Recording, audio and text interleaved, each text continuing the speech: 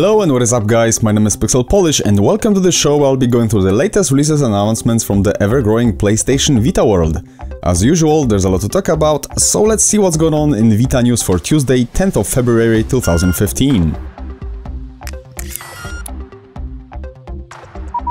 One of the biggest arcade classics from the 80s is coming back. Ever played Q Bert on Atari 5200? Even if you didn't, but you own a Vita, you will be able to experience Q Bert Rebooted later this month.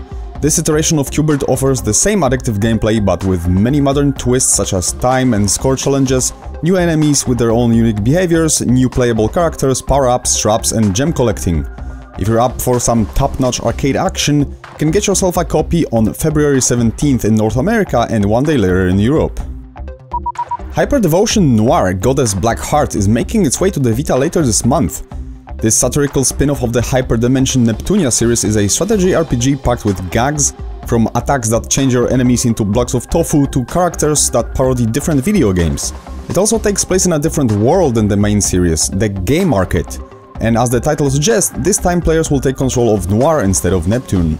The game is slated for release on February 24th in US and February 27th in PAL regions.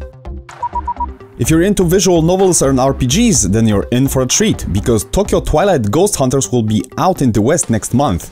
Made by the creators of Deadly Premonition and Tokyo Magin, Tokyo Twilight Ghost Hunters is a visual novel RPG hybrid containing 13 episodes, load of optional missions, spirit battles and ghost hunting mini-game called Hypernatural. The game uses a live motion effect for some stunning animated sequences as well as full 3D graphics during fight scenes. The game will be released in America on March 10th and March 13th in Europe. Legend of Heroes Trail in the Sky second chapter is finally making its way to the West.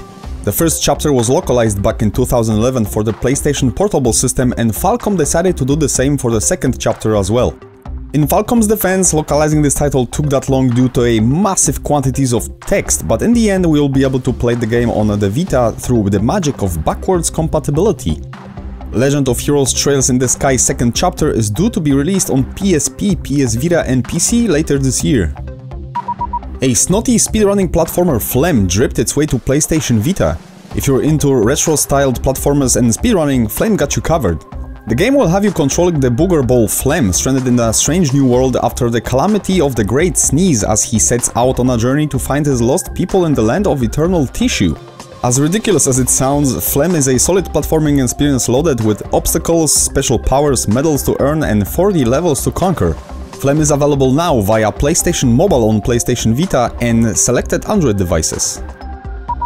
Flame Over is about to hit PlayStation Vita very soon, possibly this month.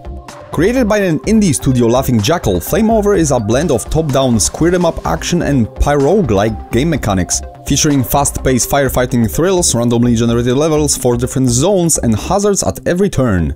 The game will have you guide a mustachioed firefighting legend, Blaze Caruthers, through 16 floors of the Infernal Industries building in a quest to save it from the dynamically spreading fires threatening to raze it to the ground. Flame Over is well into submission now in both Europe and US, and hopefully it will get approval from Sony really soon. Inspired by the arcade racing titles of the 80s and early 90s, here comes a colorful racer Drift Stage. After a successful Kickstarter campaign, Super System Works has been able to lock down the PlayStation ports including PS Vita version. Drift Stage blends pixel art and 3D models to create an experience that should look and feel familiar to fans of Outrun, Daytona USA and Ridge Racer. The game is still in early stages of development, so we can expect a PS Vita version no sooner than 2016, but you can try out the demo right now on your PC. As always, you can find all the links in the video description below.